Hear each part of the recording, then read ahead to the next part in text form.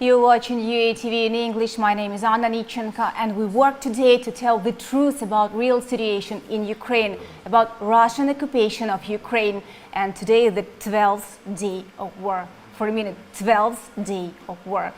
And every day we will be on air with our speakers, journalists, politicians, experts to tell you the real situation, about the real situation here in our country. And from the beginning, I want to say that why this theme is very important, because it's not about Ukraine, it's not only about Ukraine, it is about peace in the whole Europe, and it's about peace in the whole world. So, 12th day of the war. Russian troopers still try to destroy our country, and let's watch the situation in our country today, in our cities.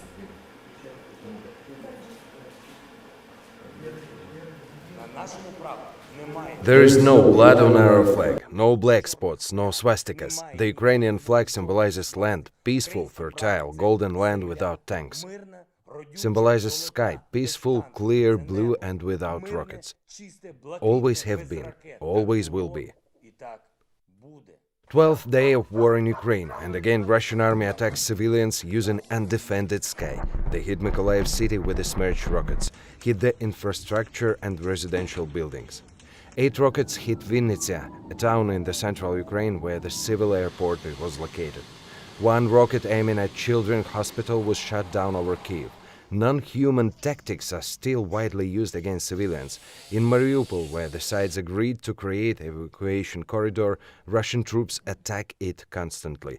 Evacuation failed. Russian army then mined all the ways out.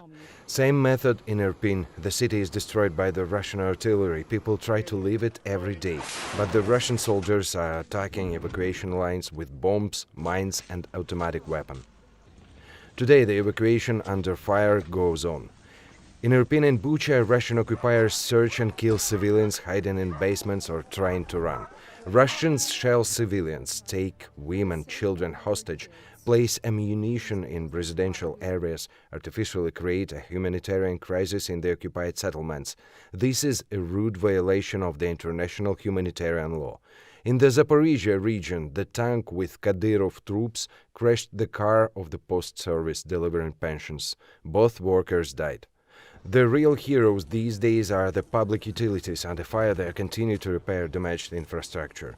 The International Tribunal started working on the evidences of the Russian war crimes, and there is one more proof of non-humanity. The captured pilots informed the name of the Russian general who ordered to bomb the city of Kharkiv. He was actually born in Kharkiv himself. The previous day, several planes and helicopters were shot down. While the world-leading military institutions are not in a hurry, regular people all over the world provide incredible help and coordination. The volunteers, private companies and international funds help refugees and send money and equipment in support of the Ukrainian army and those in need. Volunteers continue to join the International Legion of Ukraine. Former British militaries are already heading towards the hotspots. Long live Ukraine! Huge international pressure on the world leaders. With undefended sky, the humanitarian catastrophe in Ukraine with murdered civilians is only getting bigger. UATV in English is online, Ukraine is online, and we're telling about situation, real situation in our country. Now my colleague will join our program. It's Vitaly Sizov, special correspondent in Europe. Vitaly, can you hear me? I can't hear you now. No. Yeah, I can hear you.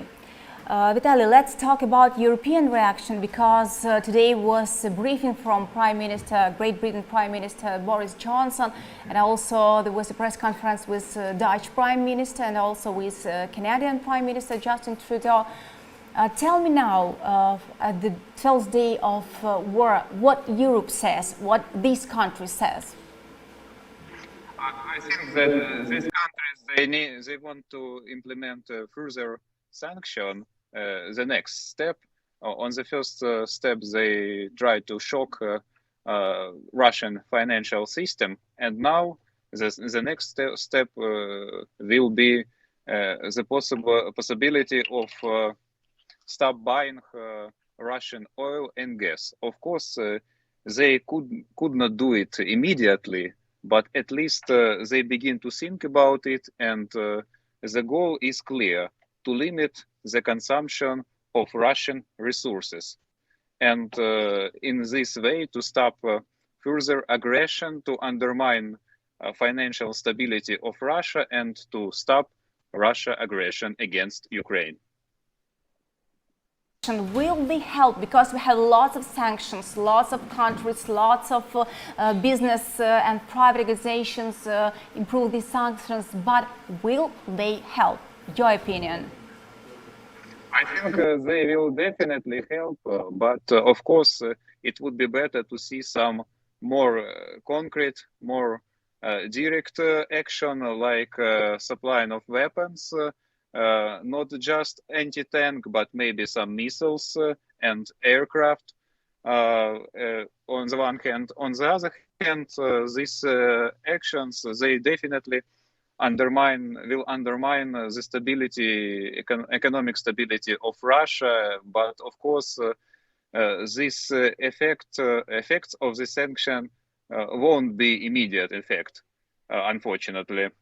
But nevertheless, in London, for instance, people and local authorities, they think about another step, like confiscation of property of Russian oligarchs who like to live in London, enjoy the life in West world, and at the same time support the power of Putin. Of Meanwhile, course, yeah. Vitaly, meanwhile in Ukraine, what's going on in Ukraine? What says our President Volodymyr Zelenskyy? Let's watch.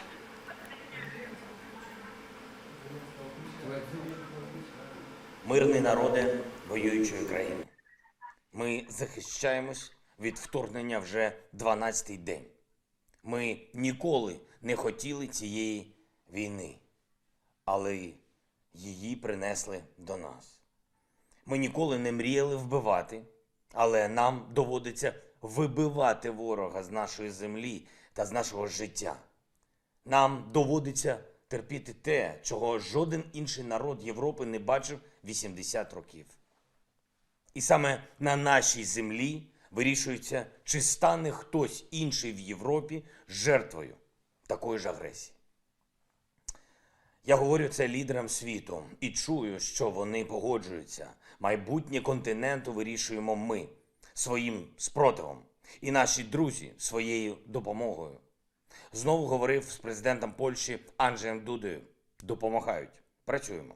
Говорив з прем'єр-міністром Британії Борисом Джонсоном, головою італійського уряду Маріо Драгі, з президентом Франції Еммануелем Макроном і прем'єр-міністром Індії Моді. Отримав дуже важливі сигнали, які, я впевнений, тільки посилять Україну. Наші тези в розмовах з партнерами абсолютно логічні. Вони справедливі, чесні. Якщо вторгнення продовжується і Росія не відмовилась від своїх планів проти України, значить потрібен новий санкційний пакет. Нові санкції, нові санкційні кроки проти війни заради миру. Бойкот російського експорту. Зокрема, відмова від нафти і нафтопродуктів з Росії. Це можна називати ембарго, а можна просто мораллю. Коли відмовляєшся давати гроші терористу. Бойкот імпорту в Росії. Якщо не хочуть дотримуватись цивілізованих правил, то не мають отримувати і товарів та послуг від цивілізації. Хай війна їх нагодує. Міжнародна спільнота має діяти. Our president tells about sanction, and he tells us that it will improve and make more strong our country and our cooperation with other countries. The same as you said. What you think, Vitaly, about this speech of our president? I think that our president became a very outstanding figure in Europe, in West world, because he became a symbol of resistance. And fortunately, we have such a prominent leader, especially in media sphere, and he attracts a lot of attention to Ukraine just by his personality and his speeches. Of course,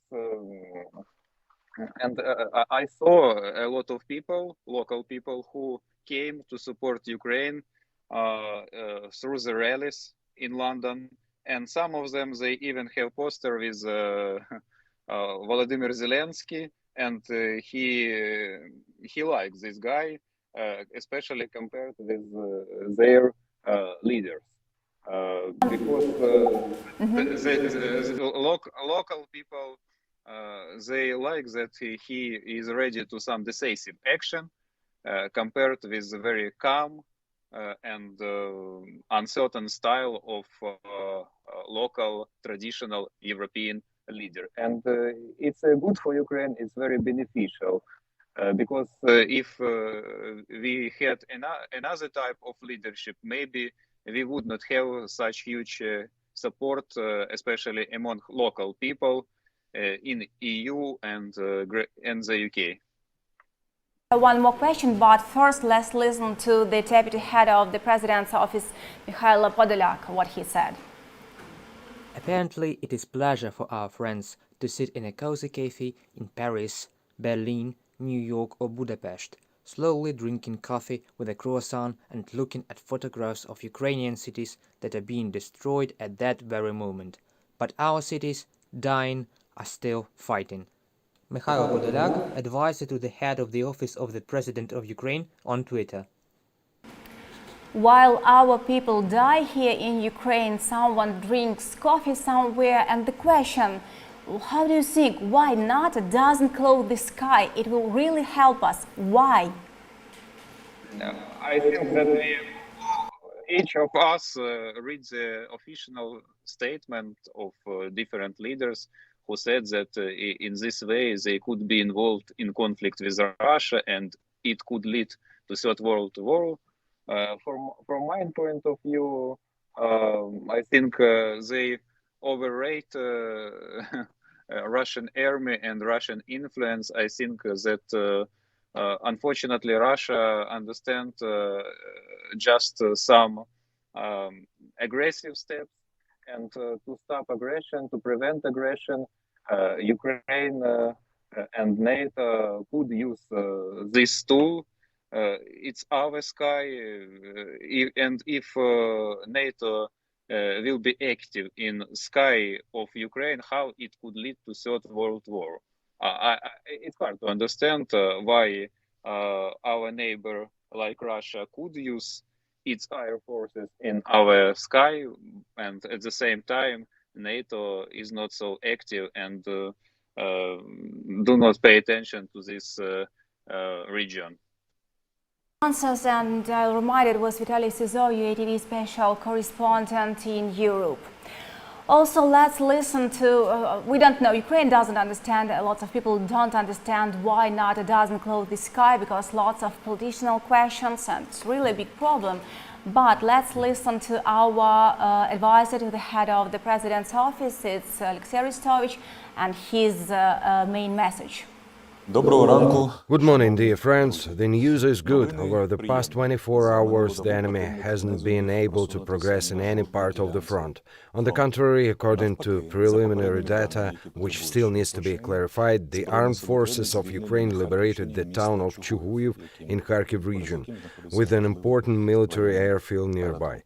Our enemies also carried out missile and air strikes against cities in Ukraine: Kyiv, Zhytomyr, Kharkiv, Chernihiv, Sumy region and Mariupol.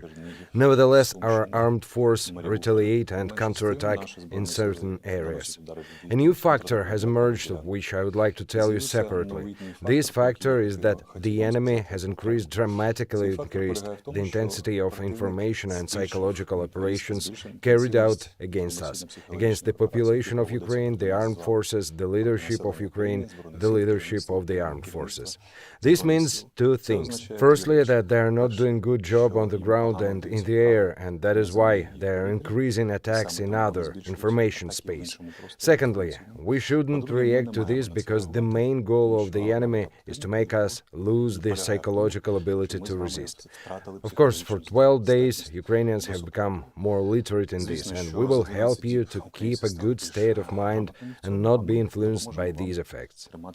According to the Ukrainian Defense Ministry, as of the morning of March 7th, the enemy total losses are personnel, more than 11,000 people, tanks, 29 units, this is a tank division by the way, armored combat vehicles, 999 units, artillery systems 117, multiple rocket launchers 50, means of air defense 23, aircraft 46 units, helicopters 68, motor vehicles 454 units, ships and boats 3 units, tanks with fuel and lubricating materials more than 60, unmanned aerial vehicles operatively conducting reconnaissance of our positions and directing enemy artillery more than 7.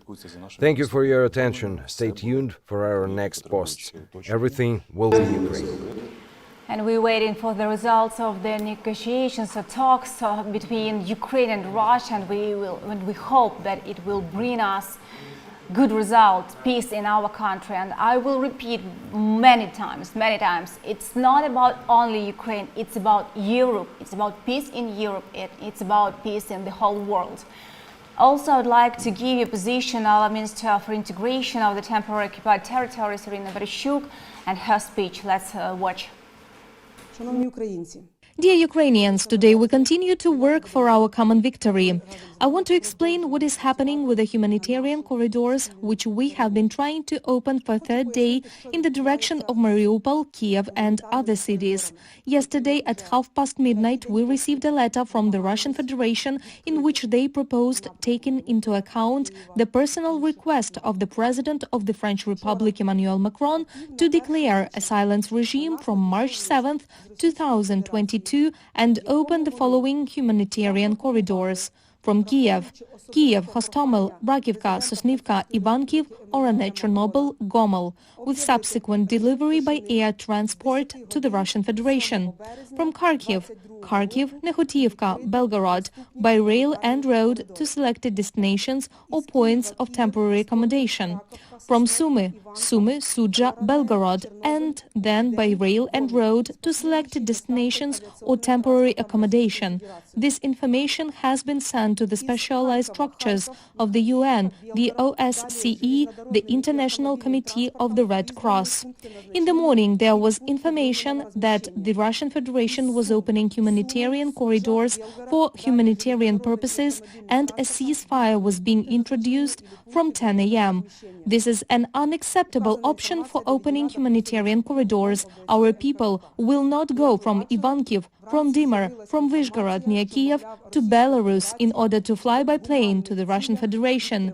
Hope that French President Emmanuel Macron understands that his name and sincere attempts to help the civilian population of Ukraine as well as foreign citizens of China, Pakistan, India and many other states are in fact being used and manipulated by the Russian Federation. In response to such a letter and appeal, we sent our vision of how humanitarian corridors should look like, and we are ready to open such corridors from 10 o'clock today.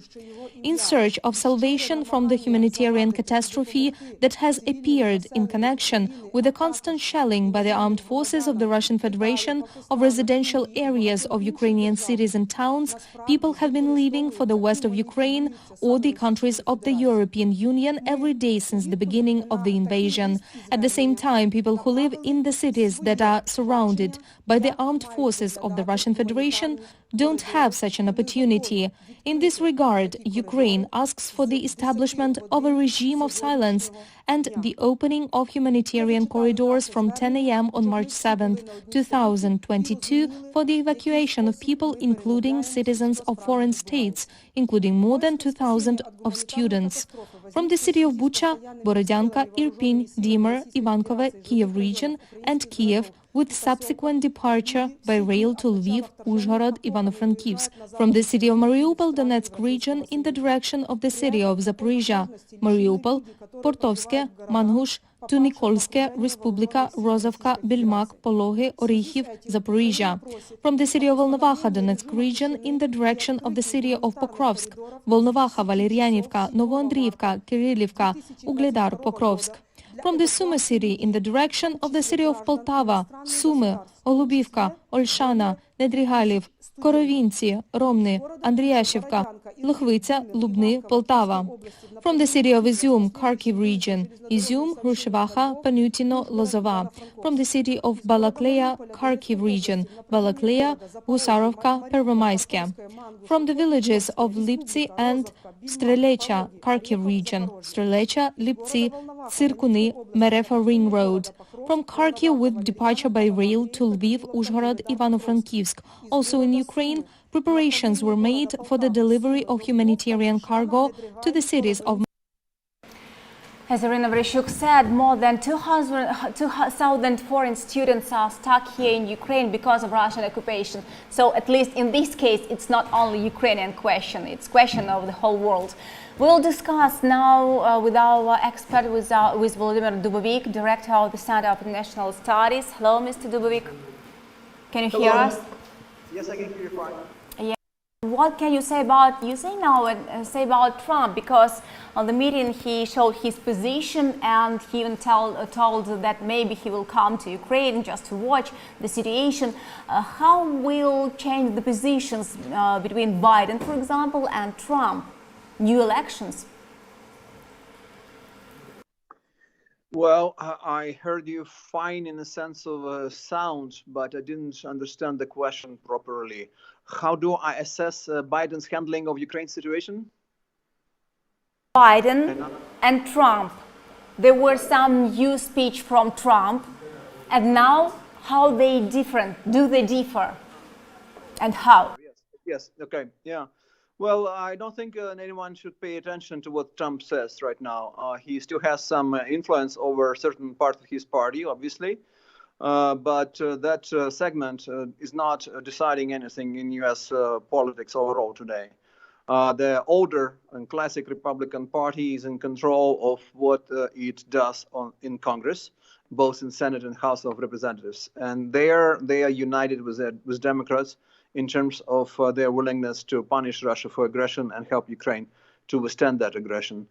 So therefore, there are some marginal elements on the fringes of both parties that probably disagree with such a course of actions and too much toughness on Russia, but they're not influential voices whatsoever, and I don't expect that to change.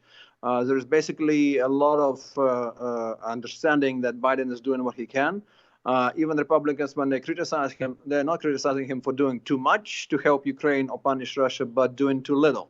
And being a little belated. Like, for example, Republicans thought in the Congress that the sanctions should be introduced against Russia even before the invasion. Biden thought otherwise, and as we saw, he prevailed. But the day invasion started, Americans started to introduce those sanctions in a gradual way. So basically, every day brings more and more sanctions, and there is way to go. I mean, there is still space, room for them to increase the pressure in terms of sanctions on Russia. And I hope that they will do that in the coming days and weeks as the Russian aggression doesn't stop. So the American political elite is more or less united on that. There is a consensus, and that's backed up very strongly by public opinion as well. Hope, and we suppose that these sanctions will help us, and we suppose that U.S. reaction will be more, I don't know, direct, more correct. And what you know about situation, as I know, you now in Odessa, yeah? Am I right? Yeah. We saw lots of information that there will be bombs on Odessa. What's the attitude of local people? What you see now in your city? Well, people are very much united and consolidated and well prepared. I mean, frankly, before the war started, when the first rumors started to circulate about the possible invasion, Odessa was seen as one of the primary and first targets, and it happened not to be one of those. So it's still not attacked. And hopefully will not be attacked. I mean, luckily enough, but we are in the day 12, I think, of the war, and Odessa hasn't been attacked, except for few strikes here and there from airplanes and missiles as well outside of Odessa and Odessa region, but not the city itself.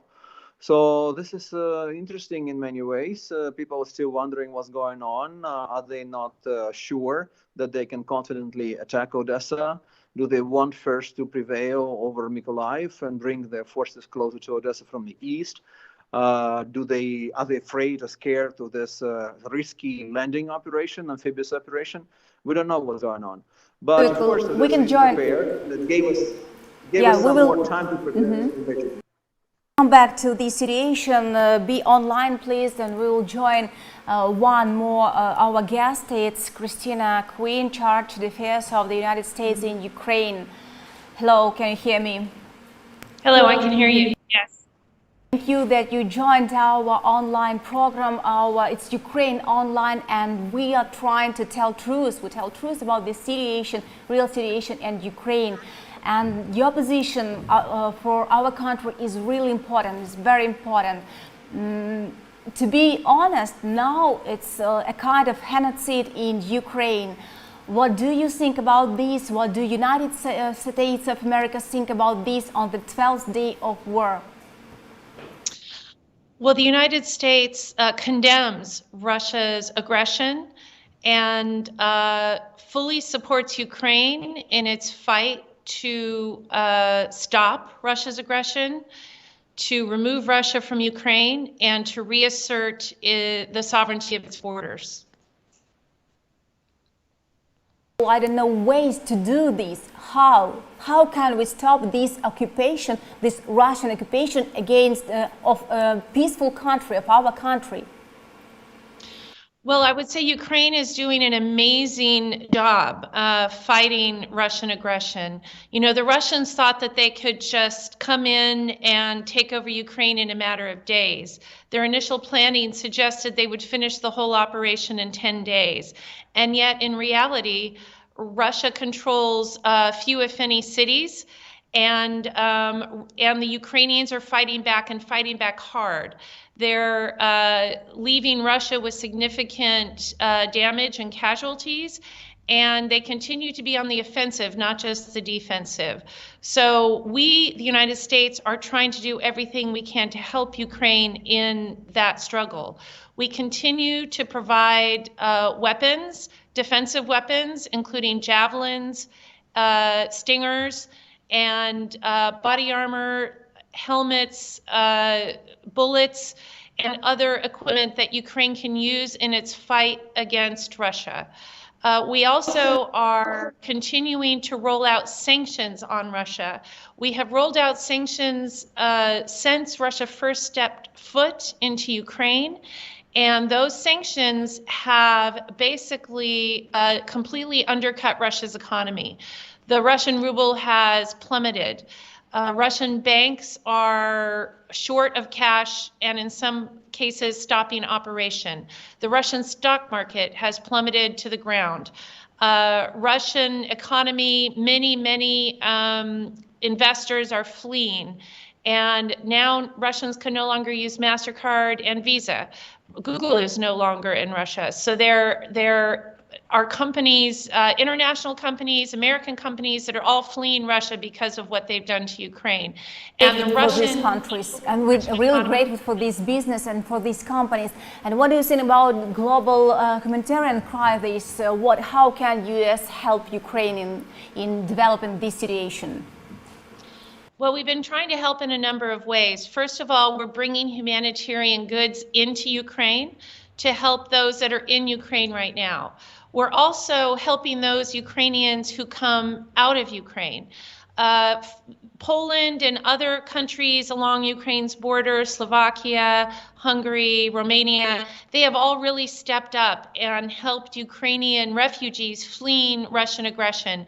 But we, the United States, are working through our international organization partners like the UN to try to support those countries with supplies, with food, with blankets, with other things that can help the refugees coming out of Ukraine. Online, we have one more guest now on air. It's Volodymyr Dubovik. Mr. Dubovik, what do you think about the words about the speech of Christina Quinn and about help of the USA that gives us our country? Well, I think American support is extremely important. It's vital. And actually, by the way, it's very nice to see you, Madame CDA, and I hope that we'll be having an opportunity to meet again in the peaceful times of Odessa like we did before the war. And America is helping in so many ways. I mean, some of them haven't even been mentioned by Ms. Quinn. For instance, there's been weapons. But what do you mean by weapons? Is it 100 to 1,000? New York Times right today that just since the start of the war, there have been 17,000 different Stingers and javelins and similar weapons provided to Ukrainians, and that's already showing. I mean, look at those burning columns of Russian tanks and armored carriers.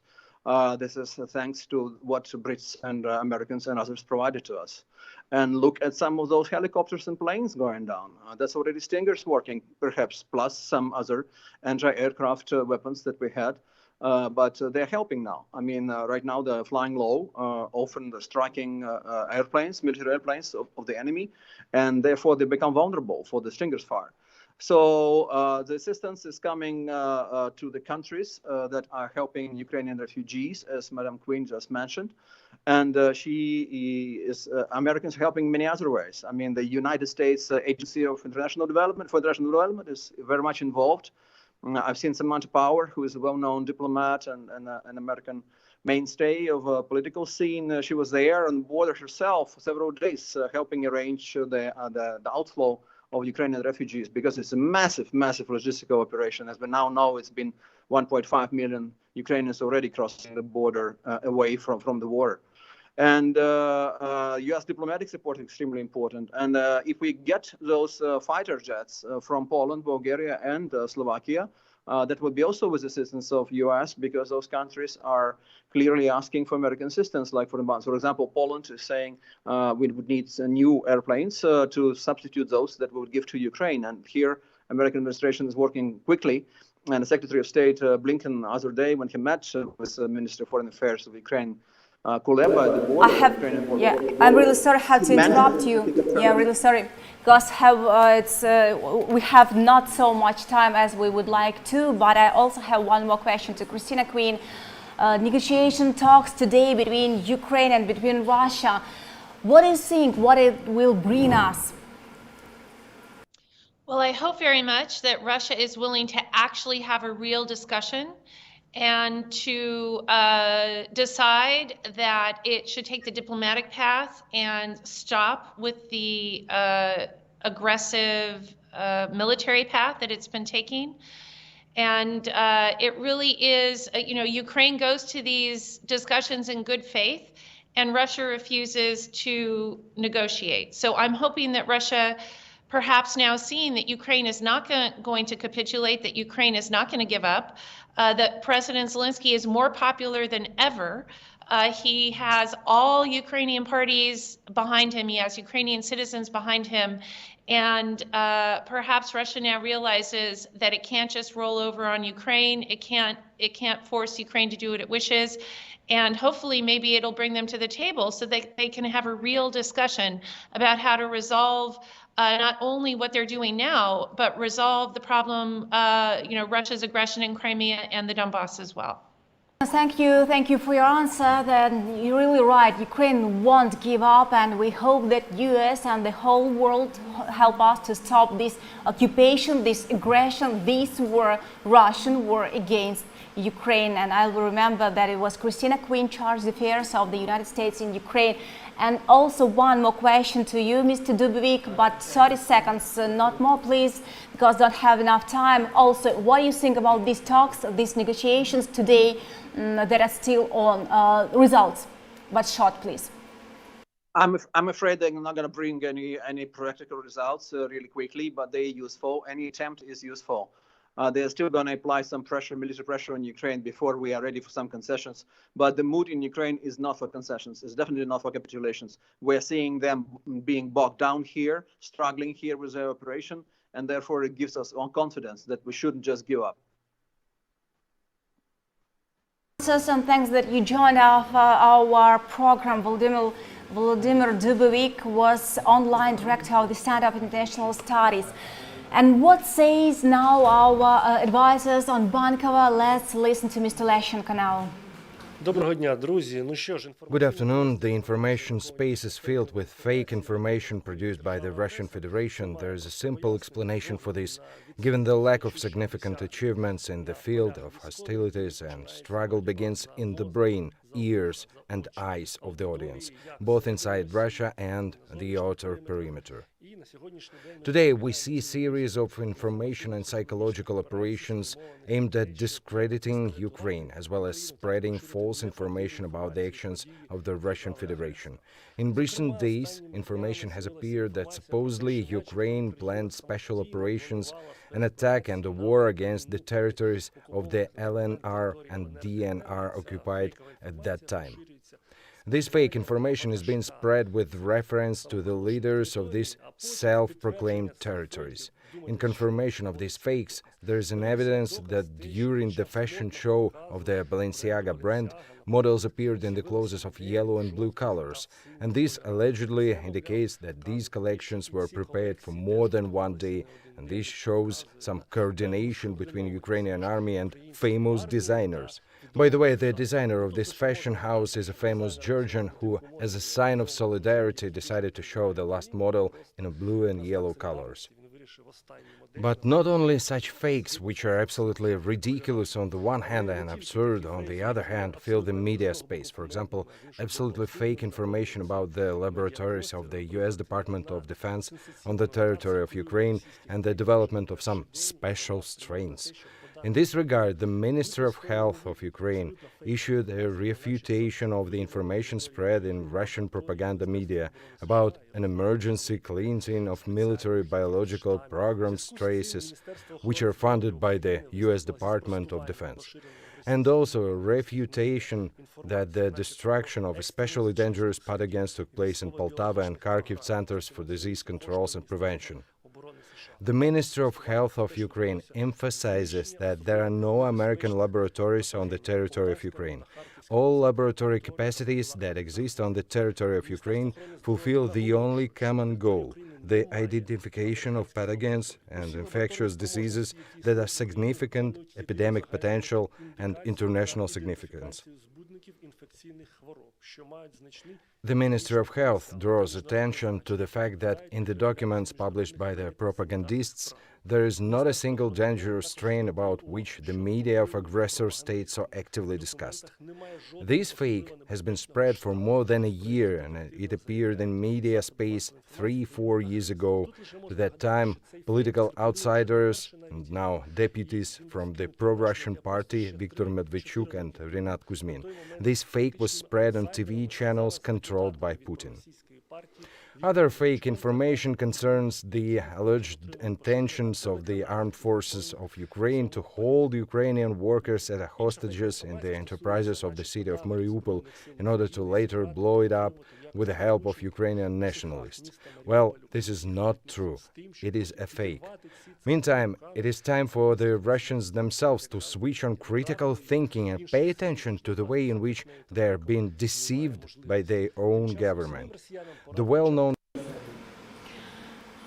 It's Ukraine Online. We're telling truth about the real situation in Ukraine, about Russian occupation, invasion of Ukraine. And now one more expert is going to join our program. It's Volodymyr Handaki, head of the Ministry of Foreign Affairs of Ukraine in 2019. Hello, can you hear me? Yes, I do. I hear you, but not in 2019, but in 2009. Yeah, I'm sorry. Mr. Handaki, if you were a Minister of Foreign Affairs now, what would you do? Can you imagine in this situation? Look, this is a very hypothetical situation, and I don't want to speculate on what I would be doing, because the decisions, the way of doing things, the course of action depends largely on the information that you have. But certainly, I would go and do anything I could to foster further the solidarity and support of the rest of the world with Ukraine, with the fight that Ukrainian armed forces are waging against Russia. So this is probably the main, the most that the foreign ministry or diplomacy can do. Plus, of course, if we go a little bit into details, I would suggest that we will involve United Nations more actively into the efforts on the diplomatic side. Involving NATO, everyone in Ukraine now asks NATO to close the sky. Why NATO can't do this? Politicians, some decisions, or what? You see, closing the sky, it's not like closing the door or closing something in the room or the house. It's a very complicated issue, and certainly to be successful in introducing the no-fly zone over Ukraine, we need to have a consensus among the participants of those actions. The United States and the NATO members, largely, they maintain that if they do this, if they engage themselves into creating a no-fly zone, then they will go into direct confrontation with Russia, and certainly the danger of spreading the conflict, or spilling over the conflict to the rest of Europe, will be very big. So they don't want to do that. But I would, again, if I were the minister, I would suggest that we have to work on creating this no-fly zone outside of NATO with the support of individual countries in accordance with the Article 51 of the UN Charter, and that is the article that provides the right for any country that is under the aggression to do collectively and individually self-defense of this country. So it's a complicated issue, but I can imagine that those countries which are NATO members and the United States in the first place, they are against this step because they are afraid of the further confrontation. And the most dangerous thing in this connection is the possibility of Russia to use the nuclear weapons. And Yes, while they now are afraid of this, maybe tomorrow they'll be the one where Russia will come in. So I have one more. Absolutely. Yeah, that's a possibility. But we have to continue talking to Western countries, to NATO members, and to the United States. But like I said, we have to also explore this possibility a little bit outside of the NATO format, but rather we have to try to foster a so-called coalition of the willing, which will embrace countries not necessarily within NATO membership, but which will be on an individual basis provide their possibilities to arrange this no-fly zone over Ukraine. One more question, just a short answer, please, not more than 1 minute. International Tribunal, we have lots of proofs, but is it real? Well, it can help us. Yeah, it's a good step that Ukraine applied to the International Court of Justice, and I hope that we will have a result there. And today, the first day is over, and there are promising signs that the decision of the International Court of Justice will be in favor of Ukraine. Thank you for your answers, and thank you that you joined our program, and I hope that you will join us in future because we will be on air every day. Volodymyr Khandaki, head of the Ministry of Foreign Affairs of Ukraine in 2009. And one more information that I'd like to give you, it talks about what our stars, Ukrainian stars, not only told about war, told about Russian occupation of Ukraine. Let's watch.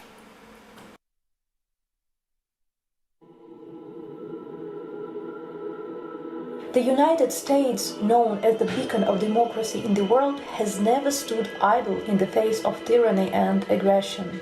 3,000 American soldiers died defending the democracy throughout the world. Today, not only Ukrainian democracy is under the threat, but European and global security order of value are in peril.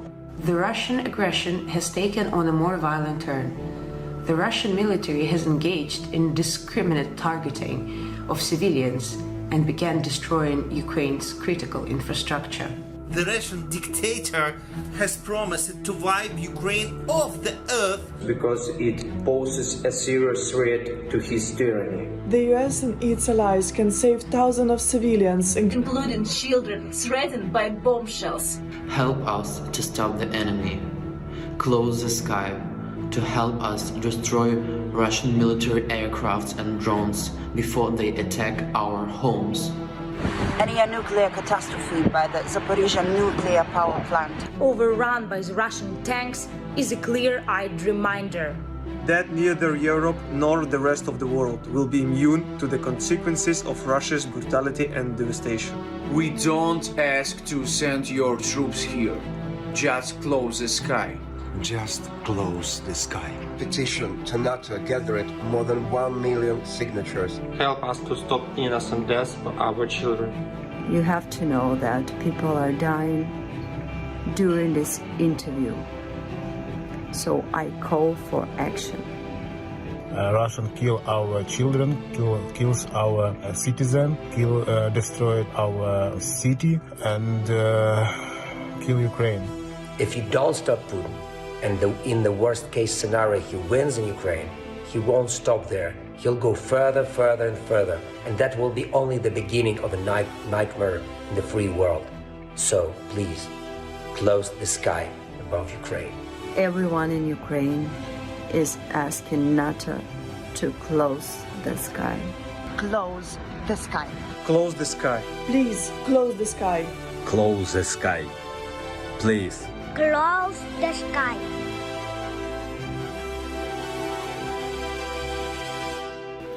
Close the sky, do everything you can to stop Russian occupation, because today Russia made war in Ukraine and tomorrow it can make war in your country. So you must do everything you can to stop this aggression, to stop killing peaceful people in Ukraine right now. And I will remember you that it was UATV in English, and we work in Arabic, in Russian. You may watch UATV. And in this studio will be my colleagues Alexey Matsuk and Denis Pahila on the platform UATV. It's multimedia international platform. And from this platform you can know just information, real information and truth about the situation in Ukraine. See you.